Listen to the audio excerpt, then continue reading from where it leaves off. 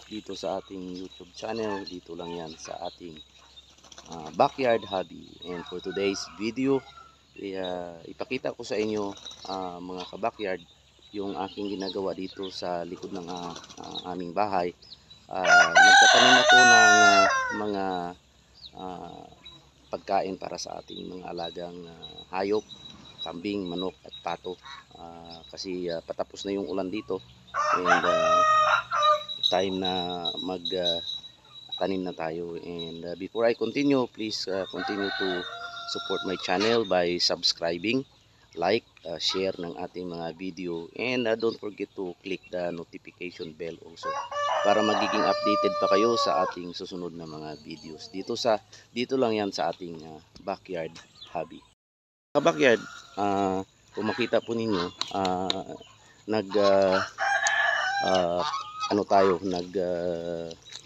naglagay tayo ng fence dito sa portion ng lupang ito na pinapagamit sa atin. And dito na rin may natanim na rin tayo dito ibang mga kahoy or itong malunggay para sa ating mga kambing at sa atin ding mga alagang manok. So magtatanim pa tayo ng marami na akong natanim dati dito. At itong Yawan Israel na tinatawag nila or Israel Stavy at Napier, ito nagtatanim tayo ulit kasi yung tanim ko dati dito ay medyo nagkaroon tayo ng busy na schedule and nasira yung ating fence, kaya pinasukan ng ating mga alagang kambing at inubos nila, kaya hanggang namatay na lang. And magtanim tayo ulit kasi kailangan natin to. Ay kasama ko yung aming isang church member kasi wala siyang trabaho, so binigyan natin siya ng trabaho para magtanim. So ito yung nagtatanim na tayo. Ito yung Israeli Stavy, no? Nag-order pa tayo ng marami sa online. Ito na lang yung mga naiwan sa dati kong tinanim. And then dito mayroon tayong Napier. Yan, tumubo na to kasi tinanim ko na ito 2 weeks back. So tumutubo na, medyo tumutubo din yung mga damo, kaya kailangan lang natin linisin. And then mayroon na rin tayong mga tinanim na ibang pagkain ng ating kambing. So siguro in 3-4 months pwede na natin mapakain ito. And of course dito sa kabilang porsyon ay magtatanim tayo dito ng mga gulay. Mayroon nang akong alugbati na prepare, and then mayroon na ring okra, talong at iba pang mga pwede nating maitanim dito sa ating munting garden para lang pang supply natin pangkain, ano. At kung marami, di pamigay natin sa iba. Yan, maganda ngayon yung panahon, pero actually mayroon na namang kapasok na storm daw dito sa amin. So kaya kagabi terrible yung ulan, pero at least liwanag ngayon at sana iinit para mapalabas natin yung ating kambing ulit mamayang hapon. And katatapos ko na rin magpakain ng ating mga alaga. And yan, may may additional na alaga tayo. Binigay ito ng ating kaibigan na pulis dito. Binigyan niya tayo ulit ng 5 gansa o goose. May isang lalaki sa 4 na babae. So all in all, yung ating gansa dito is 9 na sila kasi mayroon akong 4 na. And of course yung ating mga pato na sa labas. Pero ito yung itanim ko ngayong araw na to, mga kabakyard. Kasi marami silang tanim dito, pero siyempre hindi natin makakain yung kanyang talbos yung kanyang dahon kasi nga ay sinispray nila ng mga chemical. So dati mayroon na akong tanim pero inubos din ng ating kambing doon sa gilid. So itanim natin to sa loob ng ating fence.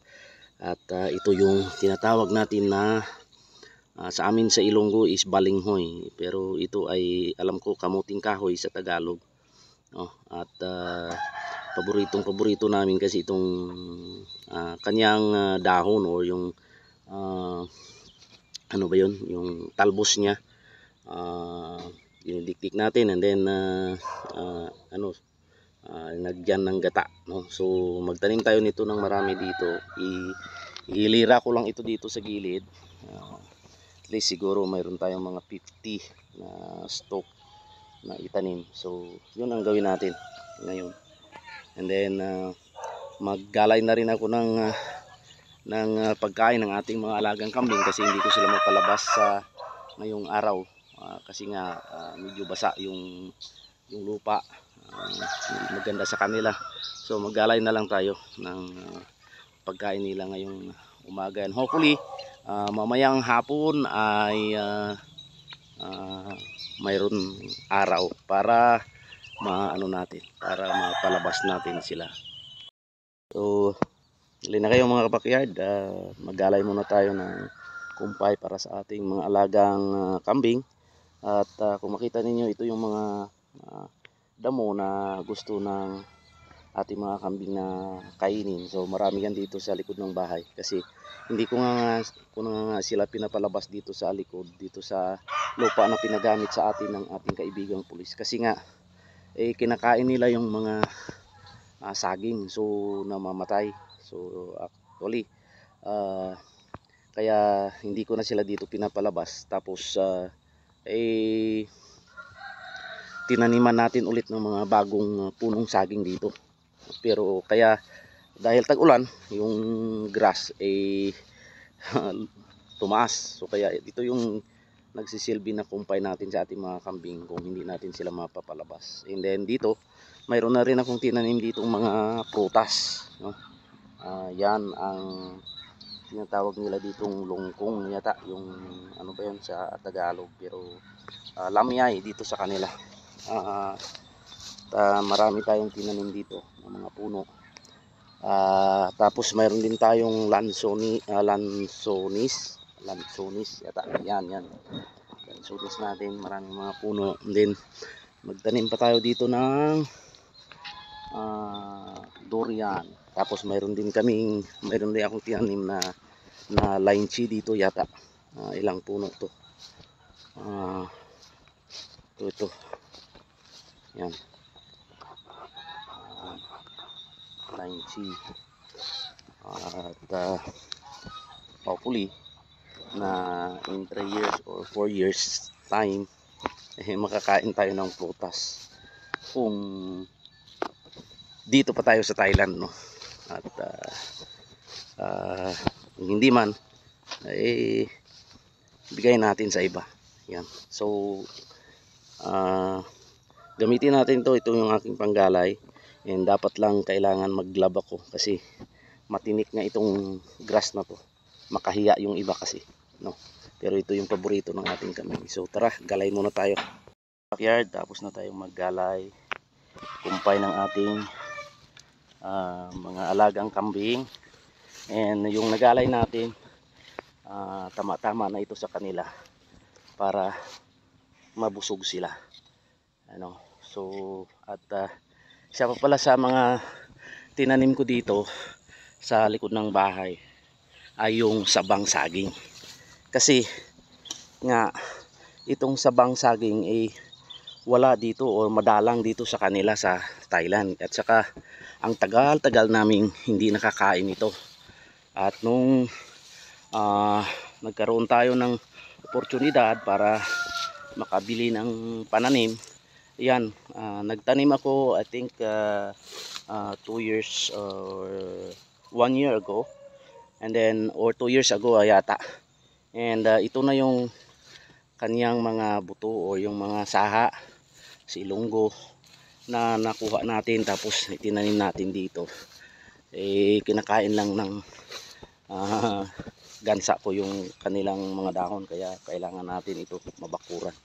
So dito may natanim tayo ulit na I think mga 15 na puno, ano, at doon sa harapan na yun yung una kong natanim doon, at mayroon ng bunga doon, at nakakain na rin tayo ng dalawang harvest dito sa ating sabang saging. So paramihin natin ito para naman ma-enjoy natin yung kanyang mga bunga, no. Mga backyard, naibigay na natin na ang ating kumpay na ginalay sa ating mga alagang kambing at karnero dito sa kanilang bahay, at hindi pa natin naubos na ibigay kasi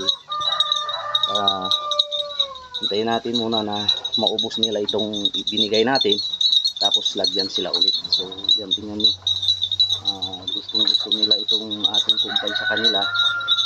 Nga ito yung mga grass na gusto nilang kakainin.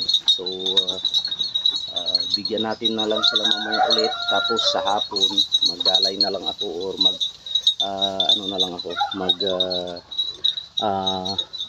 kuha na lang tayo, magtuto na lang tayo ng mga ipil-ipil or cherries para sa mamayang hapon, no. So yan lang mga kabakyard, punta na tayo dun sa likod, magtanim na tayo ng ating kamuting kahoy. Backyard, tanim na tayo ng ating kamuting kahoy. Ganito lang tayo magtanim, backyard. Yan. Yan. Nakahiga lang. Pwede namang itusok natin, pero ito yung paraan ko na pagtanim. So mayroon tayong mga 53 puno na may tanim dito, and hopefully ito ay tutubo para in 2 months or 3 months pwede na nating makain ang kaniyang talbos. So dito na lang magtatapos yung ating video, mga kabakyard. Thank you sa panonood, at please again paki-support ng ating YouTube channel as our stress reliever. Dito lang yan sa My Backyard Hobby. Thank you and God bless.